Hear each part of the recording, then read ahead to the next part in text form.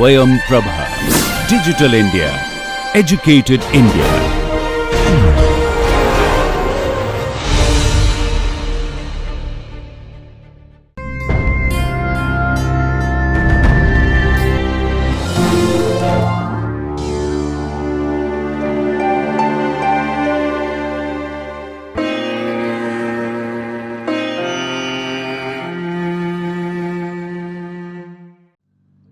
Welcome dear learners. This is a video for the subject of education, for the course of Bachelor's in Education and for the paper of Child Development and Learning. This video is going to focus on Bruners Views on Learning, where we are going to study the Bruners Theory of Cognitive Development. This video lecture has been recorded by Dr. Aerum Khan. The course coordinator for this video is Dr. Aerum Khan from Jamia Millia Islamia, New Delhi. She is also the presenter of this video. The academic expert or reviewer for this video is Professor Jasim Ahmed from Jamia Millia Islamia, New Delhi. This video is produced under the project DTH Swayam Prabha channels of MHRD, New Delhi. Hello dear learners, I am Dr. Aerum Khan, Assistant Professor at IASC Faculty of Education, Jamia Millia Islamia, New Delhi. And today we are going to have a discussion on Bruners Views on Learning. And this lecture is going to cover the theory of cognitive development, which is given by Bruner. So first of all, let us discuss some of the points related to Jerome Seymour Bruner. Bruner was born in 1915 and he died in 2016. He was an American psychologist who made significant contributions to human cognitive psychology and cognitive learning theory in educational psychology. Bruner was a very senior research fellow at the New York University School of Law. He received his education from Duke University and Harvard University. He taught and did research at Harvard University, the University of Oxford, and New York University. A review of general psychology, it's a journal basically. This survey, which is done by and published in this review of general psychology, which was published in 2002, ranked Bruner as the 28th most cited psychologist of the 20th century. Bruner has done a lot of work and his works were published also, and let us just see a few of his most popular works. So the first one which I would like to mention is A Study of Thinking, which was published in 1956, then The Process of Education in 1960, then Towards a Theory of Instructions in 1966, then The Process of Cognitive Growth in 1968, and The Relevance of Education in 1971. The Culture of Education was again published in 1996 and recognized for their worth and contribution towards the development of psychological principles and educational applications to a large extent. So now let us see his theory, the theory of cognitive development. So Bruner was concerned with cognitive psychology. So his particular interest in the cognitive development of children, actually how the thought representations and modes of different thought representations are done. This was the most important interest which he had. So this interest gave birth to a theory of cognitive development, which is popularly known as Bruner's theory of cognitive development. So let us have a discussion on the views which he has given under his theory. So the first point which I would like to mention here is that Bruner at the earlier stages of his cognitive views on the development of children was very much influenced with the Piaget's stages of cognitive development, and we have already discussed the different stages given by Piaget in a separate lecture. So just to make a recall, to understand this particular topic more properly, you can go ahead and see the lecture which is based on Piaget's different stages of cognitive development. So on the lines of Piaget's stages, Bruner proposed that human intellectual ability develops in stages from infancy to adulthood through step-by-step process, or uh, the progress takes place step by step, and the mind is used in a step-by-step manner. However, Bruner's theory of cognitive development cannot be treated as stage theory. Like as is, it can't be stated as a stage theory, because like in case of Piaget's stage theory of cognitive development, we have seen a different sort of things which Piaget has given. There were four stages. There were different stages which were signified by the age group. But in this case, in case of Bruner, he credited to suggest that children gradually acquire cognitive skills referred by Bruner as modes of thinking or modes of representing or symbolizing human thoughts. So according to Bruner, Bruner named different modes of thinking. Basically, he gave three modes of thinking for this purpose, for the purpose of actually providing a kind of overview on the process of cognitive development. He said that there are three modes of thinking. The first step or first mode is the inactive mode. The second one is iconic mode, and the third one is symbolic mode. So let us see that what exactly is there in the first mode of thinking, which is known as the inactive mode. So according to Bruner, this mode, the inactive mode of representing thoughts, is the beginning or initial stage of a child's cognitive development. It may be recognized as a characteristic of an infant's cognitive development in the early years. In this mode, one person thinks in terms of physical manipulation of all those things and events of the environment, of his or her environment. Here, the physical presence of a thing or event is essential for having its thought in the mind. So here, whenever a person, this child is thinking about anything, it should be the thing with, according to Bruner, whatever thing is being thought by this child, this thing should be in front of him or her. So if the child is willing to think about a pen, then the pen should be in front of him. Then only he can think about the pen. So this mode of thinking makes one learn by repeatedly manipulating a thing or action in its physical terms. So infants are therefore seen to rely extensively upon inactive modes to learn.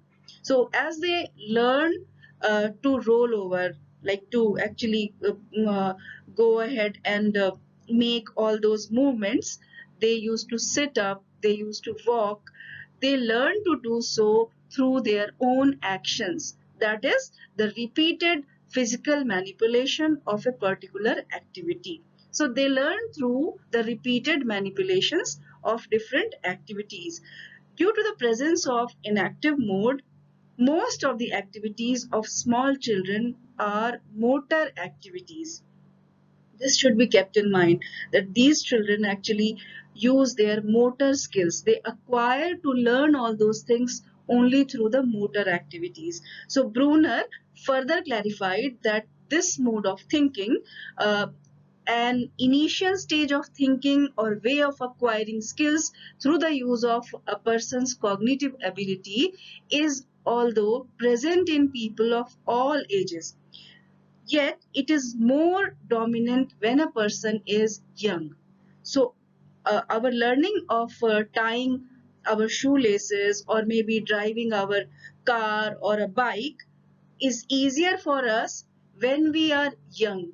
Then once we try to learn all these things in later ages or in old age, it becomes difficult for us. That is why we go ahead and teach all those skills to the youngsters.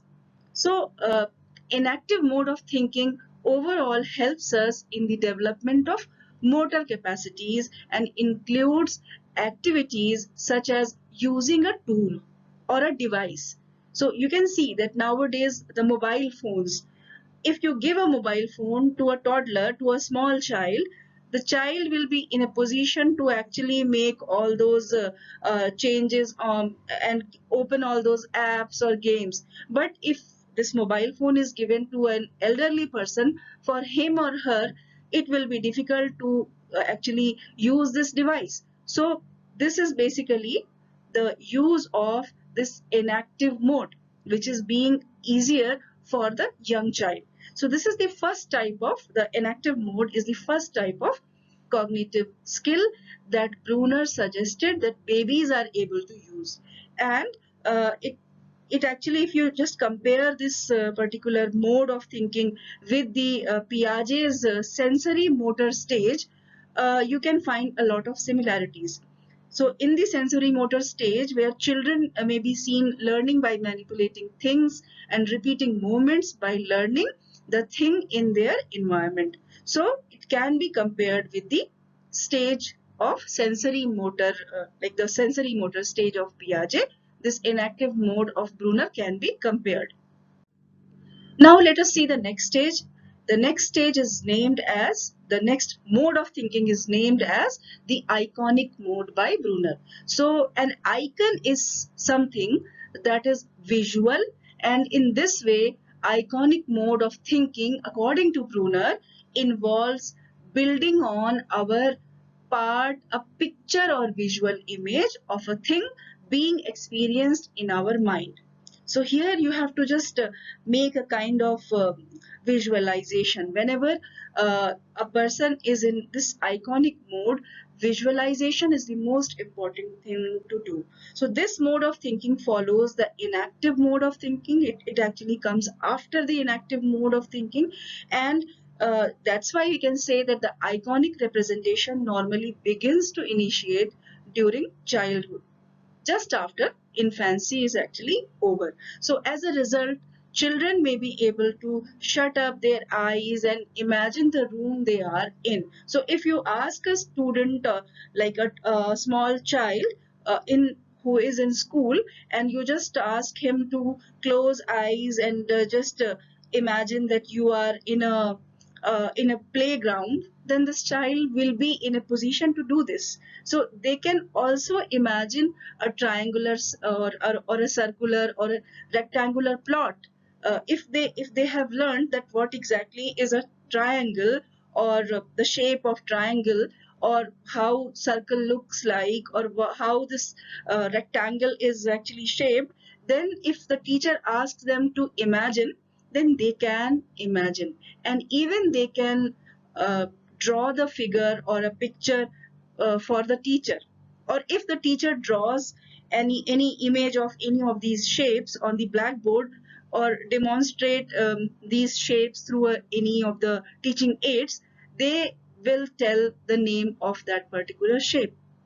So in just contrast to the involvement of motor capacities in the inactive mode, iconic mode is characterized by the involvement of the sensory capacities for the acquisition of knowledge and doing things.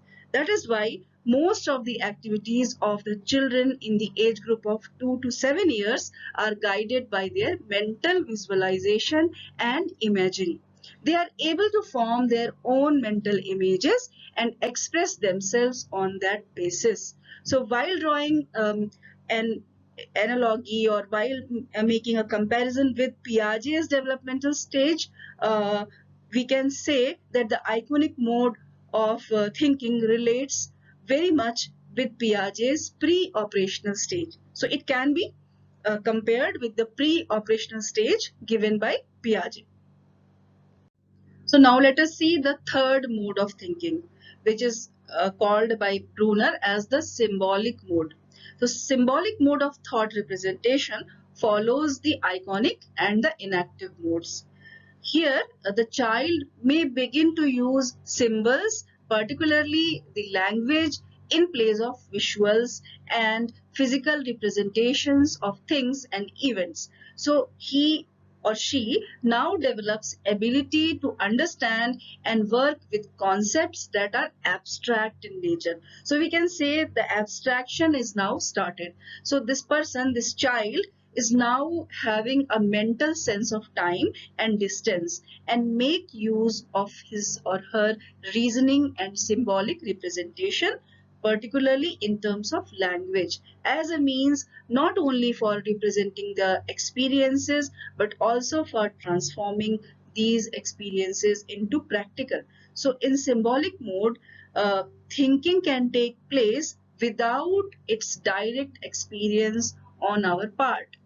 For taking for example, we may listen to any of the news clippings on radio and retain the information even though we have not directly witnessed the events which were mentioned on the radio, because radio is just an auditory medium. So we have just listened to the news which we have got from the uh, radio in audio form, but still we are in a position to visualize the things which we have just heard.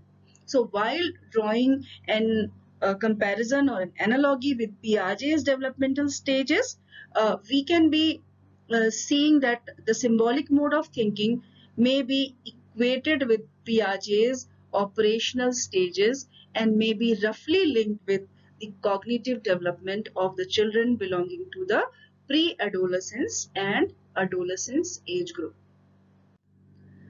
So, Bruner's model of cognitive development presents before us a synthesized picture of inactive skills, which are actually all these skills comprise the manipulation of objects or the spatial awareness. Then the next is iconic skills, which comprise visual recognition, the ability to compare and contrast, and the symbolic skills, which are related to the abstract reasoning.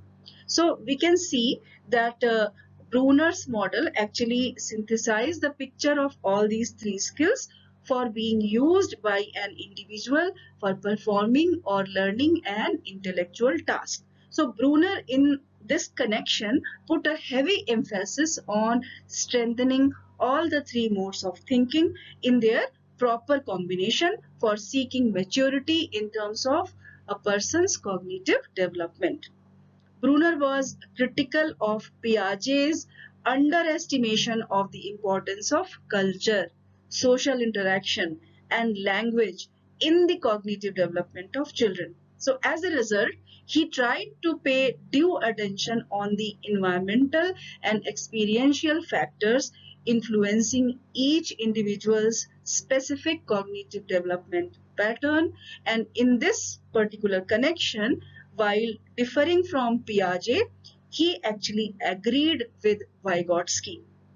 We have seen in a separate lecture, which was fully based on Vygotsky's theories, that has given this theory where social interaction, then the importance of culture, the importance of language was too much emphasized. It was a kind of means for cognitive development. So here Bruner said that these can't be ignored when we are talking about the cognitive development pattern of a child. So in this connection, he differed with Piaget's theory, which has not given any kind of importance to social interaction. And he agreed with Vygotsky, and he tried to emphasize few of the points which can be said that these are the points which were given by Bruner in terms of his cognitive development theory. Let us see all these points which are in connection with the Bruners views on the cognitive development theory. So the first view which has been given by Bruner is that interpersonal communication is quite essential for the desired cognitive development of the children. Interpersonal communication means when the children interact with each other, with the society, with the peer group, with the parents, with the teachers. So this is must. This is the must whenever this child is interacting and making an interpersonal communication with the society, automatically the cognitive development is going to begin.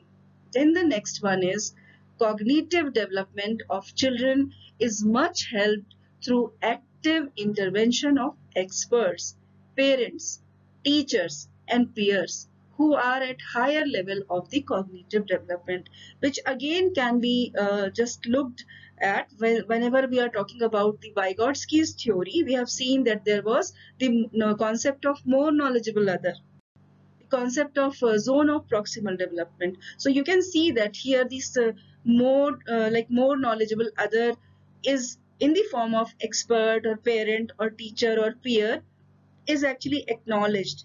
His or her importance in the cognitive development, the higher level of cognitive development is acknowledged by Bruner also. The next point is that cognitive development is much helped in case we adults try to develop reciprocal behavior or reciprocal communication or reciprocal dialogue with the child. So here he actually mentions Bruner actually emphasizes that the discussion or making a dialogue with the children by the elders is very much important. Then the next point which he has emphasized on is the development of language plays a very important role. So development of language plays a quite substantial role in the cognitive development of children. It is an important tool and vehicle for carrying out the thought process. So limitation in language causes limitation in thoughts. So therefore, due care should be provided from the very beginning for the proper development of linguistic and communication abilities among the children. So how social interaction coupled with language acquisition is helpful in the gradual development of cognitive abilities may be understood through few of the more points which are sequenced and which are proposed by Bruner. We will just discuss all those because we also can experience this, that language is the first and the foremost important tool for actually starting a teaching or training of any child. So if the language is not properly developed, then even the initiation will be difficult. So Bruner has given a lot of importance on the development of language.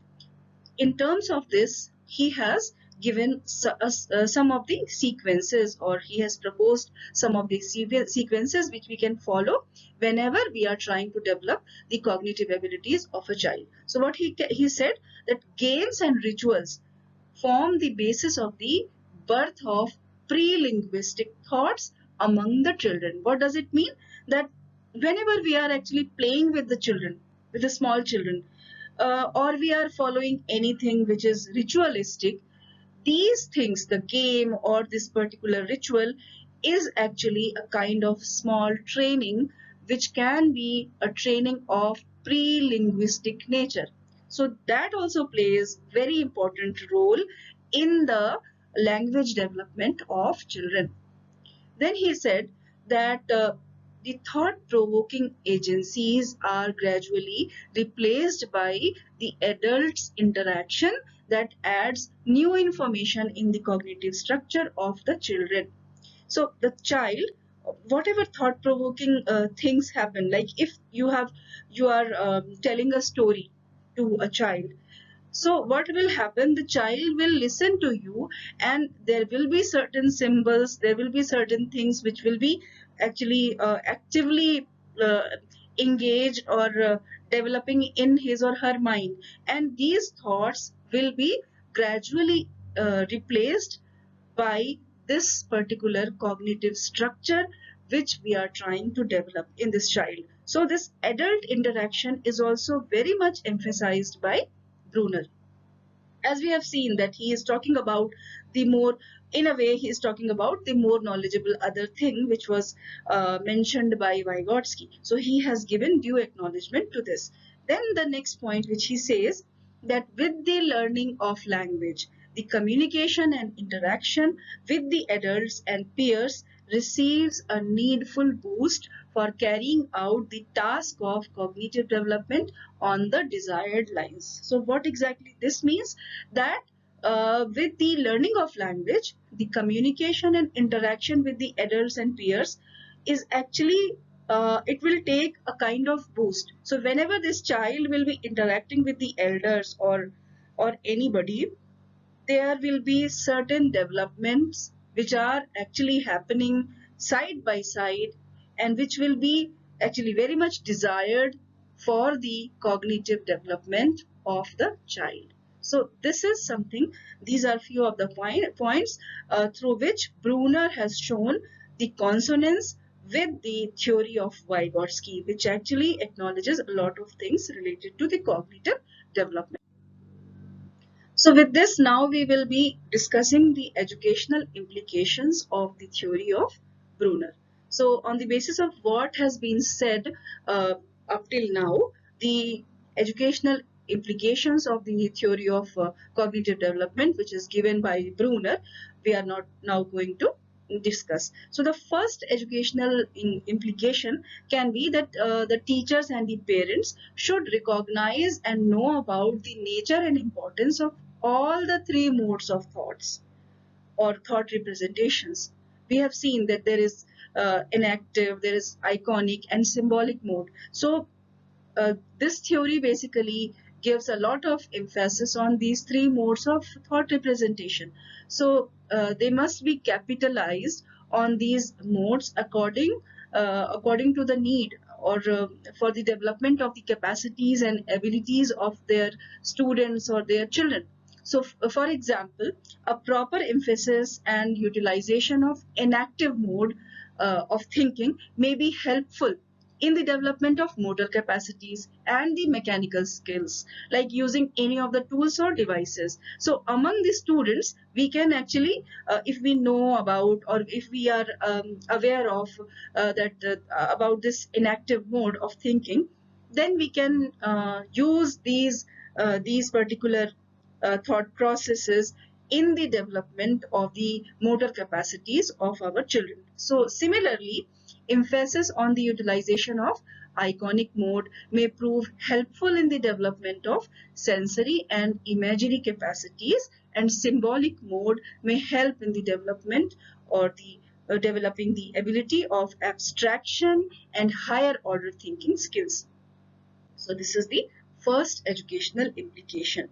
The second can be that, as advised by Bruner, we should not think that inactive, iconic, or symbolic mode is the monopoly of a particular developmental period or specific age group. We have seen that these things were discussed by Piaget in terms of specific age groups, but actually Bruner differed with Piaget in this particular point. So a mental task or activity requiring the use of cognitive skills may demand the use of one or the other type of thinking mode. So in such a situation, it is advisable to the teachers to make use of a single mode or combination of modes for making their students understand a concept or undertake a task in a proper way. So this viewpoint, emphasized by Jerome Bruner, has been responsible for the use of multimedia approach in the field of education. We have seen that multimedia, where we are using different type of media as teaching aid or as the means of teaching to children, and it has proven to be very much effective. So as Bruner has said, that it is not at all related to any specific age. We can use any of these mode of thinkings at any age of children to teach them, to actually make them acquiring all those skills. So this has given a kind of boost to use the multimedia approach in the field of education. So this was the next educational implication. The third or the next educational implication can be that we have seen the three modes of thinking or the thought process. the inactive, the iconic, and the symbolic mode of thinking and reasoning according to Bruner. So actually they present to some extent at all the ages and periods of development, and they are found to be dominated at some specific developmental periods. Like in case of inactive mode of thinking, it is dominated in the infancy and early childhood. Similarly, the iconic and the symbolic modes of thinking are more dominant in the childhood and adolescence, respectively. Like the symbolic mode is more prominent in adolescence, and the iconic mode of thinking is much more prominent in the childhood. So it is therefore, you can say that it is very much imperative that the educational experiences and methods must be planned and organized in view of the thinking mode of inactive, iconic, and symbolic nature for the learners belonging to infancy, childhood, and adolescence.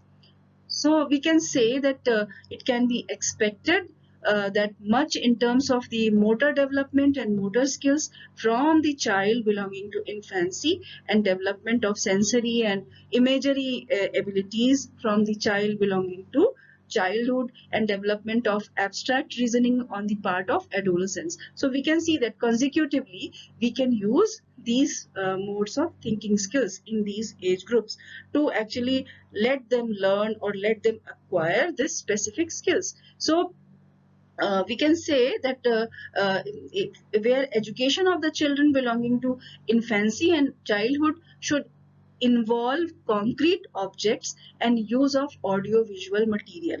The students belonging to the age of adolescence may have a bit grown up, so they can go ahead and use their capability or the abilities of taking advantage from the abstraction. So they can go for abstract thinking and use of reasoning and other higher order cognitive abilities. So for them, we can manage for a different type of teaching aids which are actually age appropriate for them and can be used for making them much more reasoning ability can be acquired in them. The abstract thinking can be much more enhanced in them. So this can be like these different modes of thinking skills and thinking and reasoning given by Bruner can be actually used for selecting the different means and different type of teaching aids for the children of different age groups or different stages. Now let us see the next point, which can be emphasized here as the educational implication. So we have seen that Bruner has emphasized that development of the children, including the cognitive development, is best possible if the learners are made to construct and discover their knowledge by their own selves, by themselves. So accordingly, if the teacher should act as a facilitator for providing opportunities and the needed help to the students for seeking knowledge, they must treat education as the knowledge getting process and should avoid pouring knowledge directly into the minds of their students. So it is very much needed that no spoon feeding or no direct teaching should be done. As a teacher, we just have to make the situation very much valuable, very much like likely, where a child can learn whatever we teachers are trying to make them learn. So we just have to make the situations accordingly, and the child will himself or herself, with the use of all those facilitations, will be acquiring the knowledge or will be constructing his or her own knowledge. So this is something which is actually emphasized by Bruner and can be used, this particular point can be used by our educational administrators, our teachers very much whenever they are acquiring a teaching style or a means of teaching in the classroom. The next point is that as we have seen that Bruner has emphasized that a person can be successful in going higher and higher in the course of a person's cognitive development in case one person is ready or is interested, as well as busy in utilizing his or her cognitive structure, which is already developed cognitive skill and acquired experiences for gaining new information, knowledge, and skills. As we have seen that this was also emphasized in the zone of proximal development, ZPD, given by Vygotsky, because here Bruner has appreciated Vygotsky in many terms. So here he says that whatever the child has learned earlier, that is also of so much important, and whatever new he or she is going to learn in future is actually built up on the premise of what he or she has learned earlier. So a teacher therefore should try to seek active participation and involvement in this child's or the student's teaching learning process.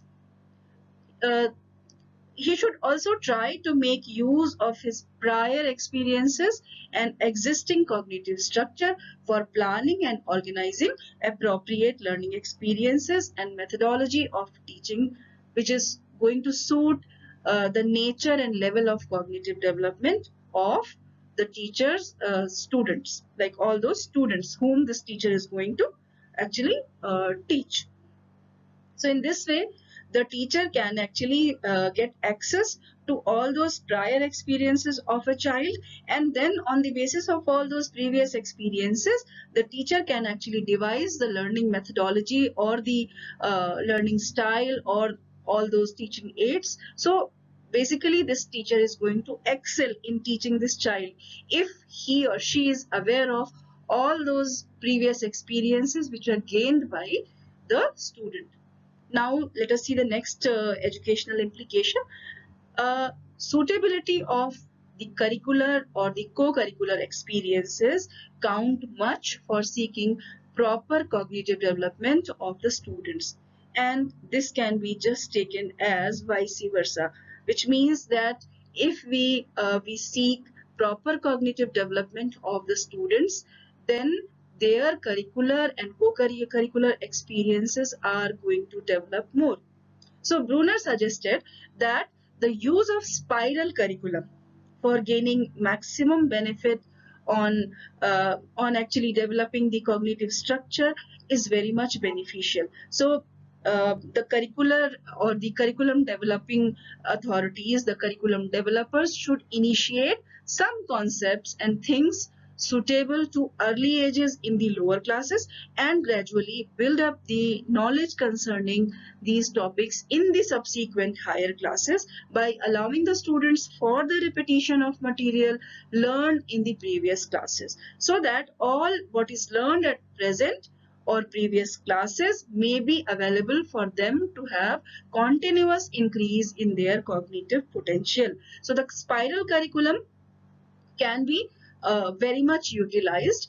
In this spiral curriculum, what we do, initial level we do give some of those topics at a lesser difficulty level, and we as soon as like we go ahead in the classes in the and the age is also now increased, so we start increasing the difficulty level of the topic, and we go it in like we can give the topic in parts at different age groups and if different levels. So in this way the repetition is also going on, and the increase of the difficulty level actually makes the student learn any topic in much more proper way.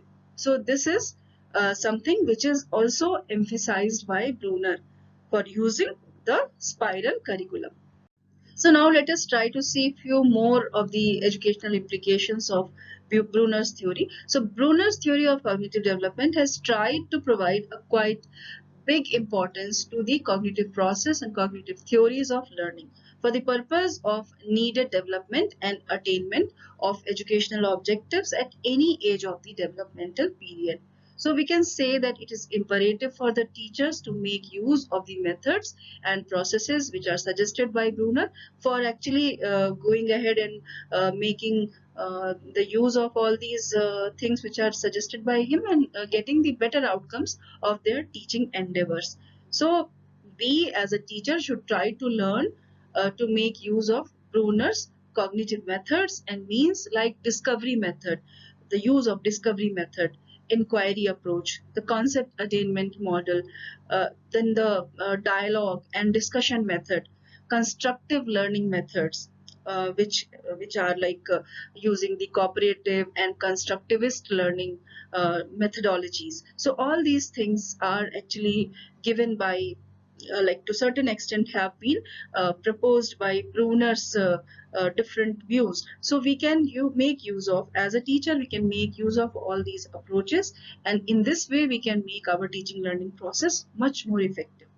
Then Bruner gave a lot of stress on the role of language and social interaction in the development of children. So we as a teacher should actually pay much more emphasis on the development of these skills, the skills which are mentioned in or come under the category of linguistic abilities and communication skills, so that the student may harvest or all those rich kind of dividends from with the utilization of all these abilities in the acquisition of knowledge and development of their cognitive potentials.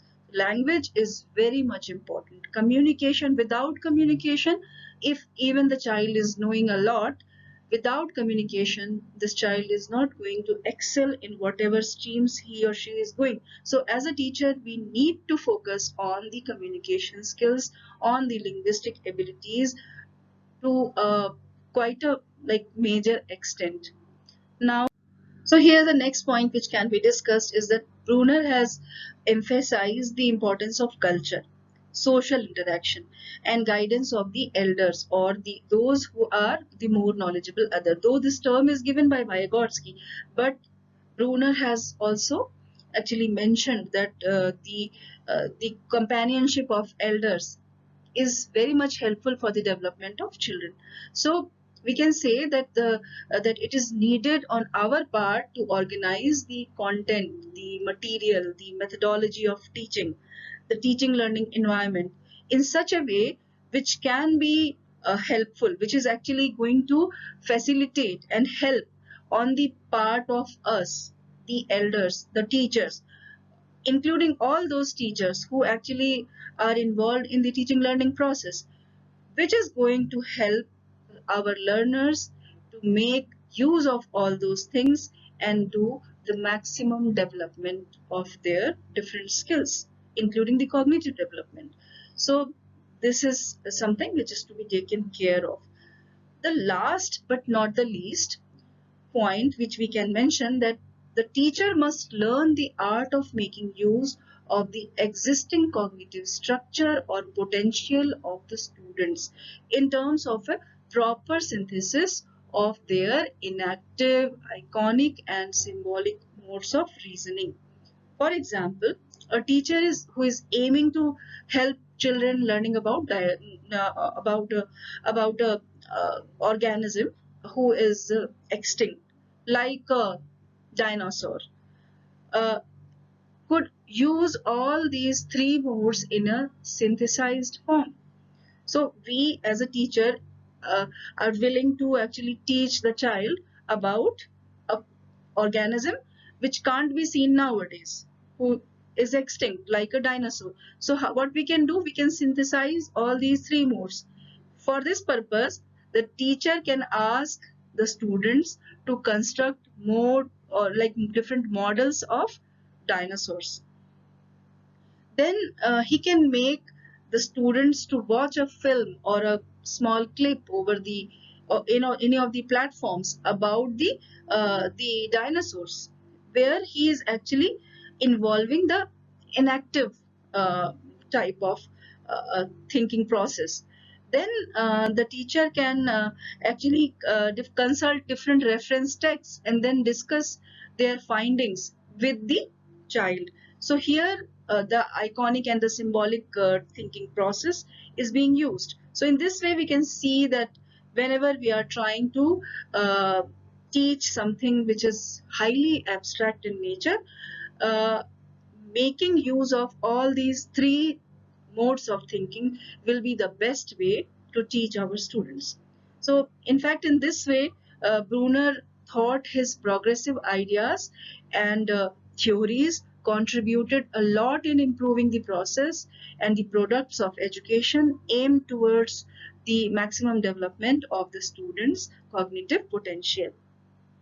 So this is something which is very much important, and we consider that the contribution of Bruner in terms of the cognitive development is actually tremendous.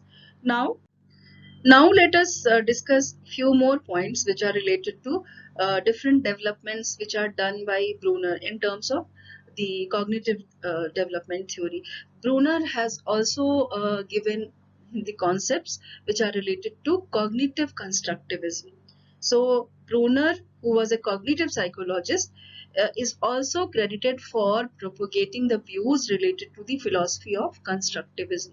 His constructivism is considered a blend of both the individual and the social constructivism. So both of the forms of constructivism has been actually acknowledged by Bruner. So in the approach of Bruner, he actually asserted that a child can acquire useful knowledge only when this child is provided with the opportunities of constructing or discovering it by himself through his or her independent interaction with the environment, or assisted by some guided attention and attempt on the part of some of the elders. So he named this type of learning as discovery learning.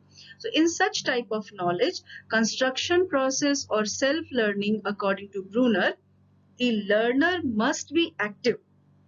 He must go ahead for identifying like all those key principles for himself or herself by playing the role of an independent inquirer and discoverer of the knowledge.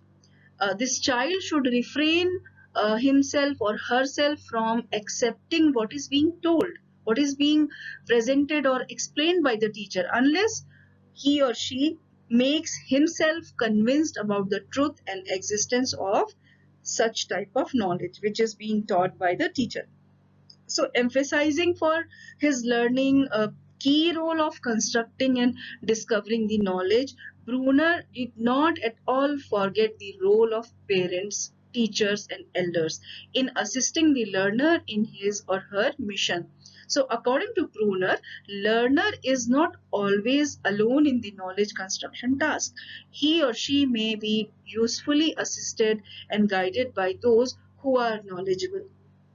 So in his discovery learning and concept attainment model, Bruner expected from the teachers to present examples and the students to work with the examples until the students are able to discover meaning from the presented facts or gain useful concepts. So he also pointed out that in the knowledge construction or discovery task, the student may work in two different ways. In first way, or in the first step, they work on their own to very great extent by interacting with the environment and manipulating things by themselves. So a kind of individual approach to constructivism. And in the other step or way, which can be considered as the guided discovery, this child is helped and guided by the teachers or the elders or the parents or anybody who can be a helpful figure to actually complete his or her task. So in this way, Bruner has given the cognitive constructivism. So this is, which is actually very much important whenever we are talking about Bruner's cognitive approach of learning. So now let us summarize what we have learned today. We have seen the Bruners theory of cognitive development, which is much like Piaget's theory, proposes that there are three stages of sequential steps for the development of intellectual abilities among children. Bruner named them as inactive, iconic and symbolic modes of thinking or symbolizing human thoughts. Here, the inactive mode of representing thought is the beginning or initial stage of a child's cognitive development. Infants may be therefore seen to rely extensively upon inactive mode, which allows them to think in terms of physical manipulation of the things and events of their environment. This stage actually fits well, or you can say that it can be compared with Piaget's sensory motor stage. Then comes the iconic mode of thinking, which involves the building on a person's part a picture or visual image of a thing being experienced in a person's mind. Since this mode of thinking follows the inactive mode, normally it begins to develop among the children in the age group of around 2 to 7 years, or we can say that in the childhood. So they are guided by their mental visualization and imagery. So in this way, Bruner's iconic mode of thinking relates very much with the, you can say that it can be compared to Piaget's pre-operational stage. Then comes the next mode, which is symbolic mode of thought representation, followed by the iconic and the inactive modes. Here, the child may begin to use symbols, particularly the language, in place of visuals and physical representations of things and events. This child can now develop the ability to understand and use the concepts that are abstract in nature. This mode of thinking, we can say that may be equated or can be compared with Piaget's operational stages, linked with the pre-adolescence and adolescence stages. So Bruner, like we have seen that while providing sequential steps by dividing thought process into three distinct modes of thinking, does not relate each mode or make it strictly confined to a specific period of childhood development, which was seen in the case of Jean Piaget. We have seen that Jean Piaget has made a kind of close compartmentalization of the age groups while talking about the cognitive development. But here Bruner has not given these type of compartmentalization. So he says that although each of these three modes may be dominant during specific developmental phases, but still they remain present and accessible throughout the lifespan. So as a result, these three modes of thinking are always present in a lesser or greater degree in the execution of a task involving cognitive abilities in a person's life. So in this way, we can see that different type of these attributes can be used in different ways in the capacity of a teacher. A person can use all these things, and there are a lot of different educational implications which can be scraped out through the theory which is propounded by Bruner. So we have seen all these things, and we have also discussed about the specific type of constructivism which is also given by Bruner.